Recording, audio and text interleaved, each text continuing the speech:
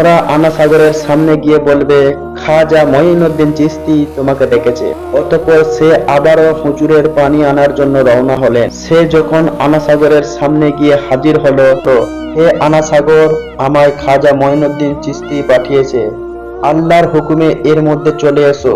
এই কথা বলার সাথে সাথেই একই নিমেষেই সমস্ত আনা সাগরের পানি লোটার মধ্যে চলে এলো। তাদের মনে হয়েছিল এটি কোনো জাদুর প্রভাব। পৃথ্বীরাজকে খবর দেওয়ার জন্য দ্রুত রাজদরবারে চলে আসলেন। তো সেনাবাহিনীদের নিয়ে সে আনা সাগরের কাছে যাওয়ার উদ্দেশ্যে রওনা হলেন। আনা সাগরের পাশ দিয়ে যাওয়ার সময় লক্ষ্য করে দেখলেন সমস্ত আনা সাগর এক বিন্দু পানি মাত্র নেই। এদিকে সমস্ত আজমিরের লোক দলে দলে হযরত খাজা মঈনুদ্দিন চিশতি রহমাতুল্লাহ আলাইকে দেখার জন্য সেখানে যেতে লেগেছে।